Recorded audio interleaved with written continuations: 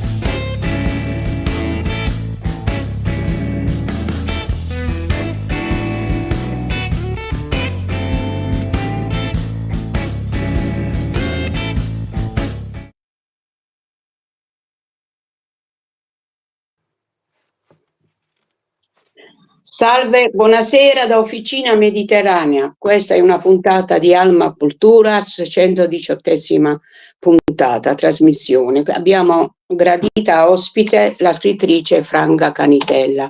Però prima di iniziare con la trasmissione vorrei ricordare a tutti che fra 8 giorni scade il concorso letterario, anzi è un festival che racchiude molte sezioni. E il 31 ottobre scade, quindi affrettatevi per chi ancora non l'avesse fatto di affrettarvi a scrivere. Intanto comunque noi ringraziamo tutti i concorrenti, tutti gli iscritti perché non hanno esitato a voler essere presenti in questa presentazione, in questa presenza natalizia che si svolgerà a Matera, la nostra Betlemme. Detto questo, io potrei passare anche la linea al nostro regista per quanto riguarda la sigla.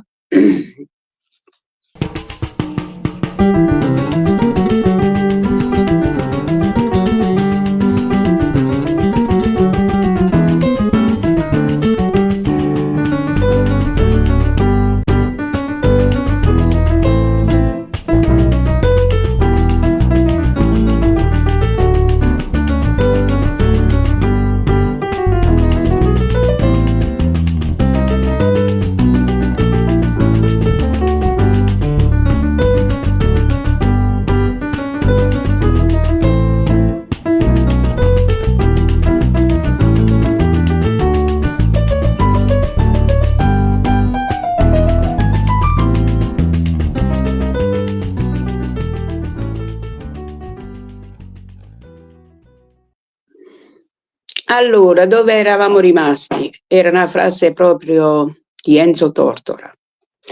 Comunque, sì, è il caso di dirlo perché con noi la connessione non è mai felice e di conseguenza io questa sera sono qui per presentarvi nuovamente l'artista, la scrittrice, poetessa Franca Canitella, che voi già conoscete perché è stata nostra ospite ad Officina Mediterranea il mese scorso, nel mese di settembre, per presentare un libro meraviglioso, I racconti di Lazzaro, veramente stupendo, guarda. Io faccio gli auguri alla nostra scrittrice e che Lazzaro possa correre come vuole lui, possa correre per farsi notare, per dire la sua a tutti quanti. E noi ti ringraziamo pure per averlo scritto questo libro. Dunque, Franca Canitella. Margherita, buonasera a te, Cara, buonasera a tutti voi e grazie per gli auguri. Grazie a te. Agli amici ascoltatori che sono in ascolto di Officina Mediterranea, io un saluto affettuoso e quindi iniziamo la trasmissione sperando che vada tutto bene. Dunque, dicevo che Franca Canitella, poetessa e scrittrice, vive ad Altamura, in provincia di Bari, si è interessata di marketing e nei suoi libri ha affrontato temi crepuscolari e introspettivi legati all'emancipazione femminile. Il suo primo libro, Camelia Bianca, è già la terza ristampa. Oltre a Camelia Bianca abbiamo Fanny Grund e la papessa Angelica, Sfumature in verso e Mare Magnum, sempre poesia. Allora, io prima di elencarvi l'introduzione, di leggere l'introduzione, vorrei passare alla lettura della dedica di questo magnifico romanzo. Guardate cosa dice Franca a noi, a tutte le donne. A tutte le donne di ogni era, di ogni cultura, di ogni credo, che nel silenzio o nel clamore hanno profumato di buono il mondo. Quindi è bellissima questa dedica e noi la ringraziamo tantissimo, perché le donne in questo periodo è un malessere generale che è diventato cronica per tutto quello che succede e quindi non sappiamo nemmeno dove si sta andando, diciamo pure la verità. Non si comprende più niente, altro che emancipazione. Infatti. Allora, io il romanzo, io Fanny Grund, è un percorso interiore e intimo dentro le ferite e la rinascita di una donna. A questo punto io mi fermo perché quando si parla di rinascita, no?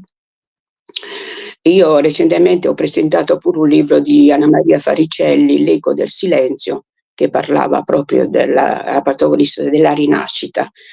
Anche in Franca Canitella c'è questo problema, ma lei ha qualcosa in più che manca all'altro, ma non per qualcosa, è proprio l'ambientazione che si svolge in un casolare dentro un bosco che poi nasconde terribili verità, e sono delle verità nascoste che la protagonista, grazie al suo senso di percezione, comprende molto bene come sono andate le cose, ma questo poi lo vedremo in seguito.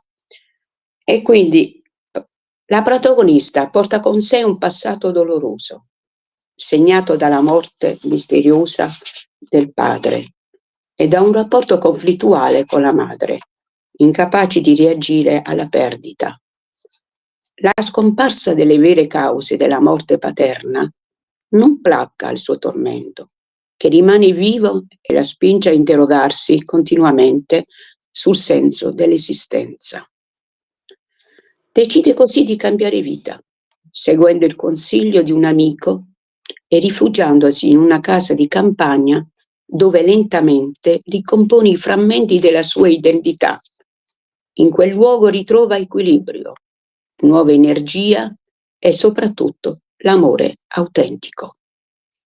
Il romanzo non è soltanto una storia di dolore e riscatto, ma anche un viaggio spirituale, psicologico, in cui trovano spazio mistero, premonizioni e sogni rivelatori che intrecciano passato e presente, conducendo Fanny a scoprire lati nascosti di sé.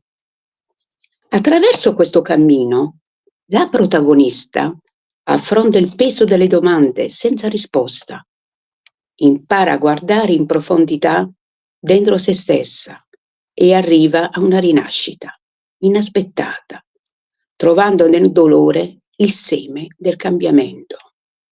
In sintesi, io Fanny Grund è un libro che parla di perdita, di dolore, ricerca di senso e identità, un potere rigenerativo dell'amore e della natura, possibilità di rinascere nonostante le ferite e della forza interiore che si manifesta attraverso un viaggio di coscienza. Insomma, questo romanzo rappresenta il punto di partenza del percorso narrativo di Franca Canitella. In quest'opera la protagonista affronta il dolore e intraprende un viaggio interiore di rinascita, ma la sua storia non si esaurisce qui.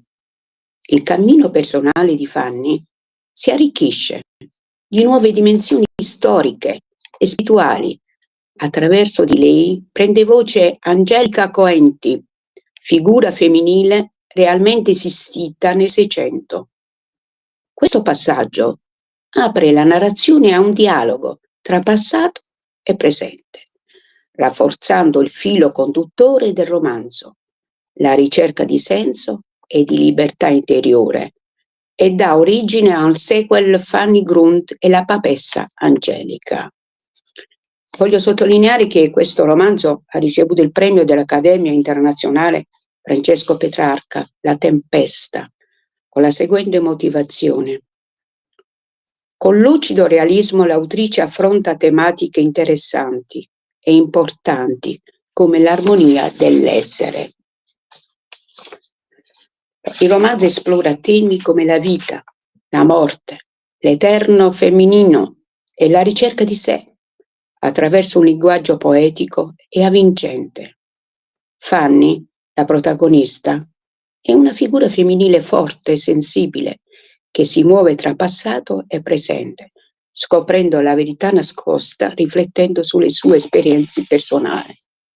La storia segue la vita di Fanny Grunt, che è una giovane scrittrice dalla personalità avventurosa e sensibile, che si trova a dover affrontare il mistero della tragica morte di una bambina avvenuta secoli prima nei boschi dove è ospite, grazie al suo senso particolarmente sviluppato.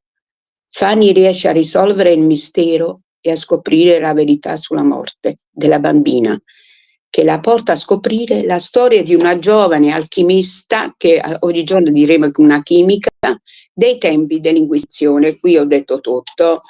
Il romanzo è caratterizzato da riflessioni sull'esistenza e sulla possibilità di cambiamento e segue Fanny nel suo viaggio di scoperta con se stessa e del mondo che la circonda. La storia è un intreccio di avventure, segreti e riflessioni introspettive che porta il lettore a riflettere sulla vita e sui valori. Vogliamo dire lo stile di questa autrice? Dipinge con maestria e delicata emozione la vicenda di Fanny, trasformandola in un affresco letterario che affascina e coinvolge il lettore. Ecco, io Grazie. ho letto il libro. Proprio.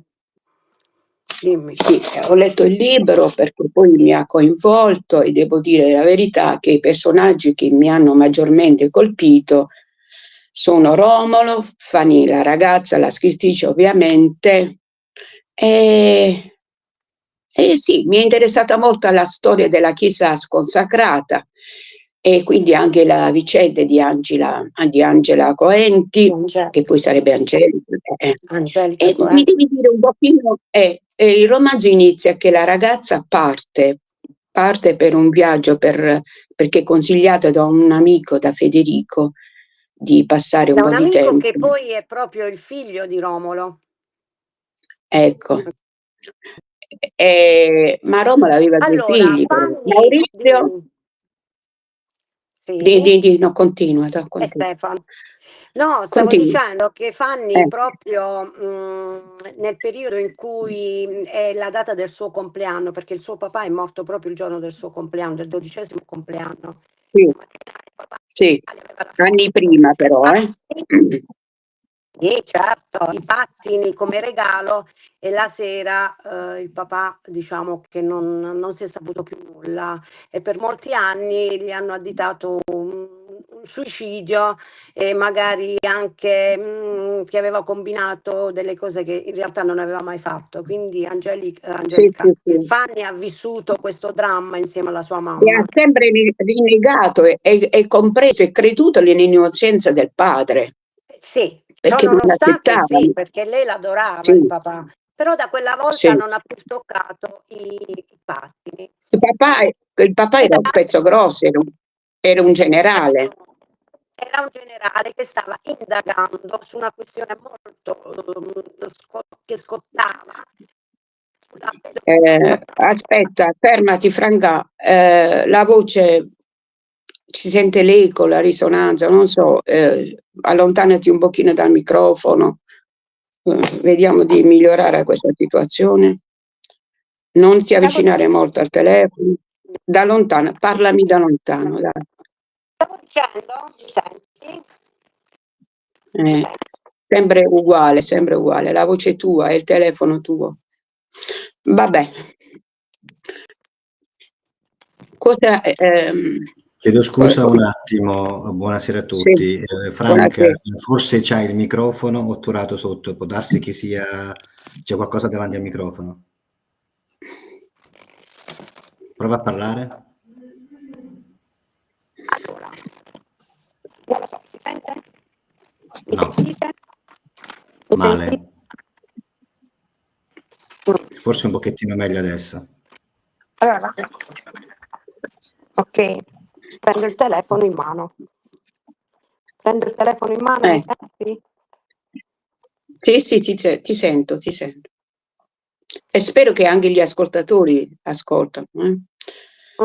Allora, Stavamo noi interventi, dicendo, naturalmente, di, stavamo dicendo che Fanny aveva smesso quindi di pattinare sin dall'età di 12 anni, perché il padre sì, era un pezzo grosso, era un generale che stava indagando sulla pedofilia internazionale, però poi è stato trovato morto e per molti anni, prima di scoprire la realtà quale fosse, che poi anche il romanzo ne parla, era stato additato come che si era suicidato e che magari c'entrava proprio in questi fattacci. Quindi lei si porta addosso per anni questo macigno, no?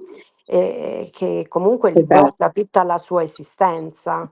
E quando arriva appunto il periodo in cui compie gli anni, lì, ecco, va in crisi e quell'anno decide quindi di seguire il consiglio dell'amico e di andare in questo casolare. In questo casolare dove trova Romolo. Romolo, come hai detto tu, certo, certo, è un personaggio principale anche di questo romanzo, perché lui poi è uno storico, lui è stato un avvocato, un ex avvocato, che ha lasciato l'esercizio nel momento in cui è morta sua moglie e ha deciso di andare a vivere e ristrutturare questo casolare. Poi lui inizia ad amare la storia e da qui viene fuori tutta la storia della Chiesa sconsacrata e insieme a Fanny scopre anche nuovi dettagli. Sì, questo è tutto.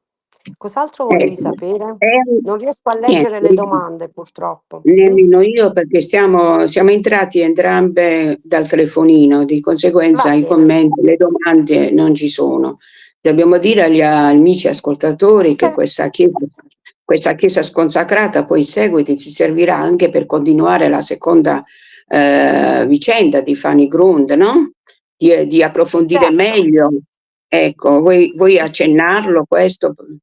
Diciamo E poi che un'altra Fanny è il primo romanzo di un sequel, no? di un secolo, Poi ci sono esatto. altri sì, sì, ci sono altri romanzi in cui poi si parla della chiesa, sconsacrata che tu hai parlato e si dà vita a cosa è accaduto in quella chiesa, perché Fanny e Romolo trovano il corpo di Angelica e della figlioletta Sì, sotto questo rudere. E quindi per poi scoprire sì il resto bisognerà andare oltre all'altro romanzo. Però qui questo è un romanzo in cui diciamo presento, no, Fanny sì, con tutte le sue problematiche, con la sua voglia di scrivere, con sì. la sua voglia di realizzarsi, anche come donna. Certo, certo. Anche perché poi come personaggio Fanny assomiglia molto a un personaggio di Marcella Nardi, una giallista che abbiamo qui avuto ospite noi in Officina Mediterranea, profiler La Fontana, Vanessa La Fontana, anche Mh. lei era dotata di un certo senso e quindi di conseguenza tutte queste percezioni che arrivano, non è detto che sono tutte sbagliate, si arriva poi alla risoluzione del caso grazie a queste conoscenze extra che una è dotata. In questo caso Fanny ricorda molto bene questa figura D'altra parte non è che avevi altra scelta, nel senso che hai costruito un personaggio che doveva interessare e intrigare il lettore. E poi voglio chiederti, ma scusa, ma questa chiesa sconsacrata, no?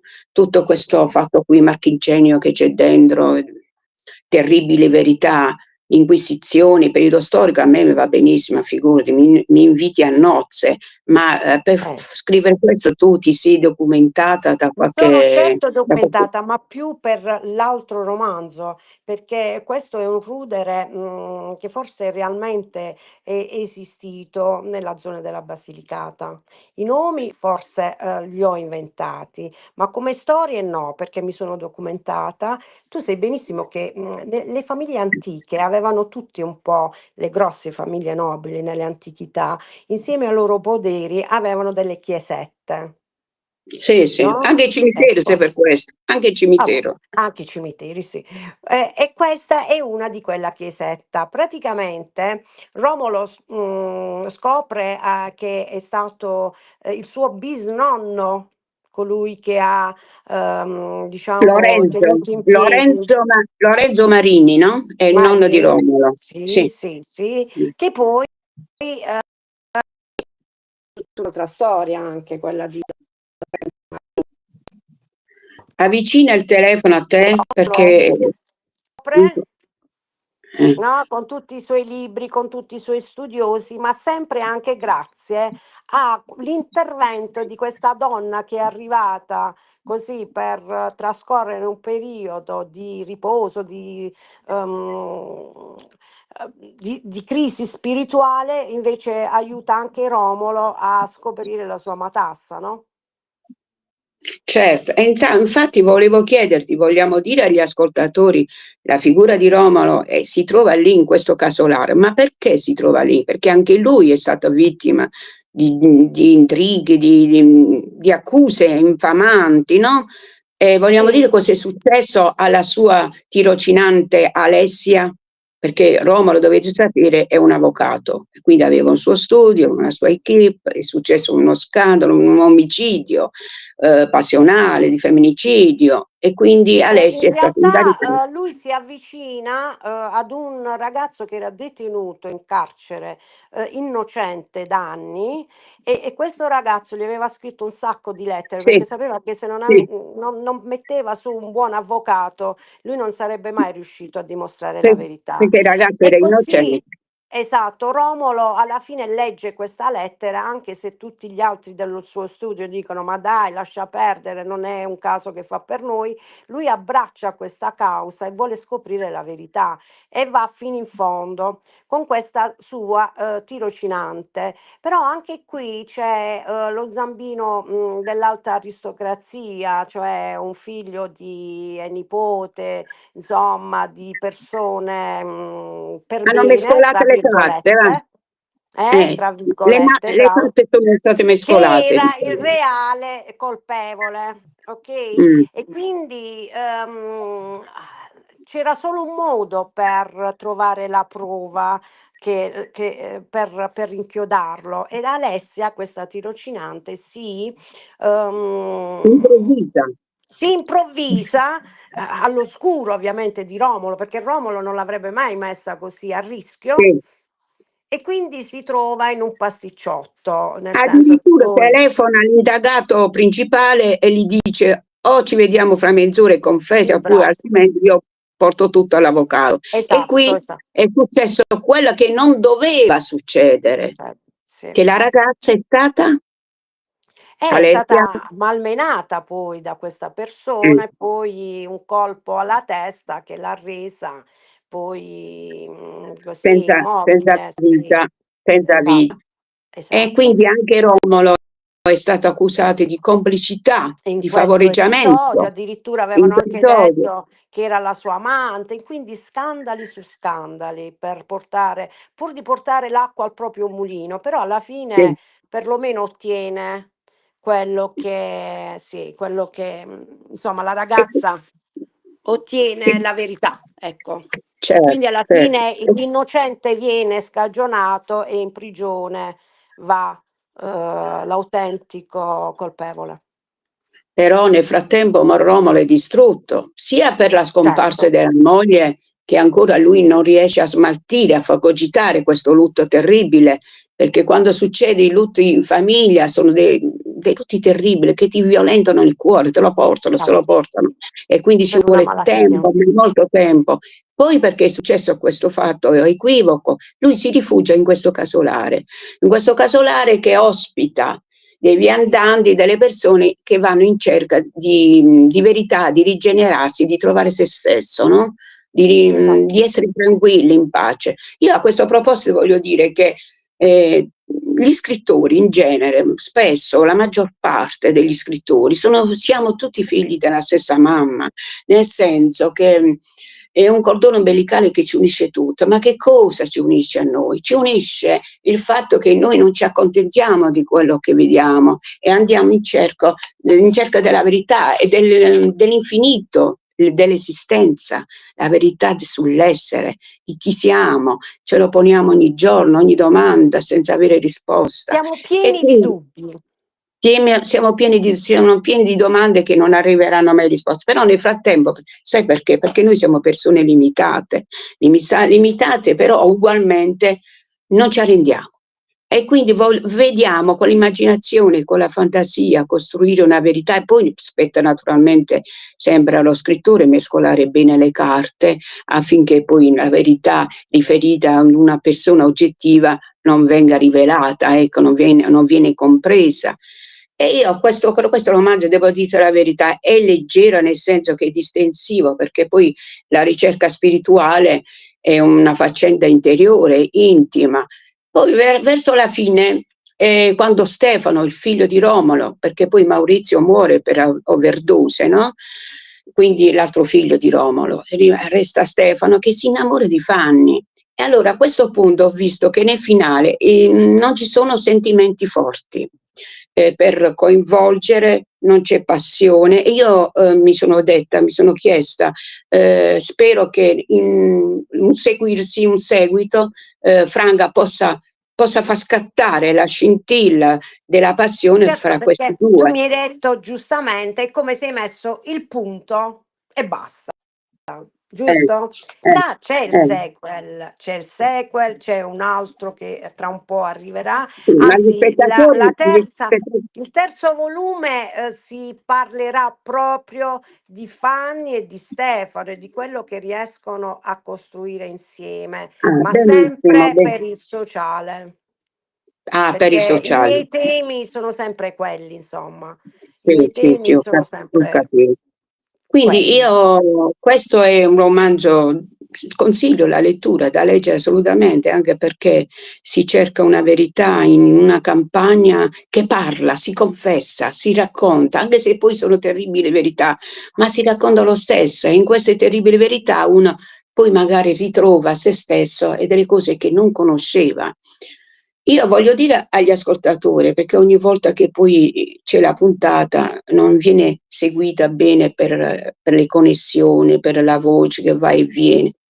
Noi di Officina Mediterranea siamo in diretta, ve lo dovete mettere in testa questo fatto, bene in E testa. quindi questi Queste episodi cose possono possono accadere. avvenire perché noi non siamo della RAI, Canale 5 o altri gruppi che registrano le puntate, poi al montaggio fanno tutto nuovo e li trasmettono. E poi una bella pace, una pausa, bella, si Noi vede siamo, tutto. siamo una diretta. Anche perché non siamo professionisti, noi non siamo conduttori professionisti, ma siamo semplicemente degli scrittori che parlano, che si raccontano, e quindi può capitare che non c'è un'oratoria continua, come può succedere a quei personaggi che si pavoneggiano, si vantano per ore a parlare con eleganza, come un'oratoria di ciceroniana.